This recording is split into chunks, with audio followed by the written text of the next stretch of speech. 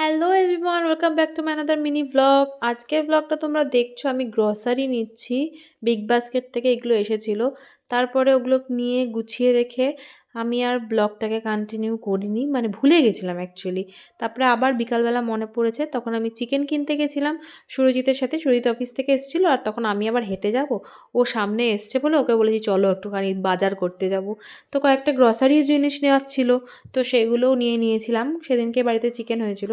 Actually এই ব্লগটা হচ্ছে একটা এমনই ব্লগ যেটার মধ্যে কোনো মাথা মুন্ডু তোমরা বুঝতে পারবে না, একটা জায়গা থেকে একটা জায়গায় জাম্প করে চলে যাব, কারণ আমি ঠিকঠাক করে এই ব্লগগুলো আর কি কমপ্লিট করিনি। কিন্তু এইটুকু বলতে পারি দারুণ একটা পার্ট আছে, চলো তাহলে সেটা শেয়ার করা যাক। কি হয় বল, যখন লাইভ করে বলে দিয়েছি এটা বিক্রি হয়ে গেছে, আর নেই।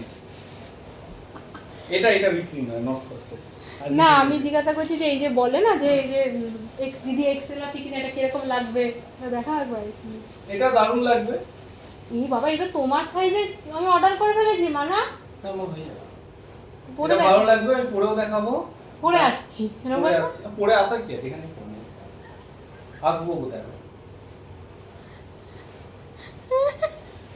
এইভাবে লাইভ করে না সব দিদিগুলো ফেসবুকে। একজন কমেন্ট করেছে যে খুব ভালো লাগছে, এটা আমি চাই। প্যাক এক্সেল সাইজ না, এক্সেল হবে না अवेलेबल, এটা এল সাইজ, শুধু এল সাইজ अवेलेबल। প্যাক একজন এল বলছে, প্যাক করে দেবো।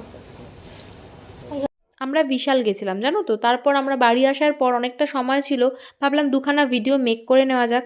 তো লাইট টাইট যখন সেট আপ করেছিলাম, সুরজিৎ তখন ওটা জানেও না ওর ভিডিওটা আমি এরকমভাবে শ্যুট করে নিয়েছি। অ্যাকচুয়ালি এই জামাগুলো বার করেছিলাম আর নাইট শ্যুটগুলো আমি এই ভিডিওতে শ্যুট করব বলে, আর সেই সময় ও ওইটা নিয়ে লাইভ কী করে করে মেয়েরা সেইটাই দেখাচ্ছিল আর কি। তারপর তো আমি এখানে স্কিন কেয়ারেরও ভিডিওটা বানিয়ে নিয়েছিলাম। তোমরা এখনও পর্যন্ত যারা যারা এই দুখানা ভিডিও দেখোনি, মানে স্কিন কেয়ারের একটা ভিডিও আর এই নাইট স্যুটগুলো পারচেস করেছিলাম সেটার একটা রিলস তোমাদের সাথে শেয়ার করেছিলাম, এই দুটো এখনও পর্যন্ত যারা দেখোনি আমার ভিডিওতে অলরেডি আপলোড রয়েছে, ওখান থেকে দেখতে পারো। তোমাদের সুবিধার জন্য আমি ক্যাপশানে লিঙ্কটা দিয়ে দিলাম, ওখান থেকে কিন্তু দেখতে পারো। আর হাইফেনের প্রোডাক্টগুলো আমি এখন রিসেন্ট ইউজ করছি, বেশ ভালো। এরপরে তোমাদের সাথে একদিন শেয়ার করব আমার সানস্ক্রিনটা, ওইটা এত সুন্দর যে কি বলবো। যাই হোক, তারপর হচ্ছে এটা একটা কোনো একদিন সকালবেলা আমি একটা পার্সেল রিসিভ করেছিলাম, যে পার্সেলটা আমার একটুখানি ভাঙা এসেছিলো, মানে তোমরা হয়তো এখন এখানে দেখে বুঝতে পারছো না এটা জিনিসটা কি, অ্যাসেম্বল করা নেই সেই জন্যে।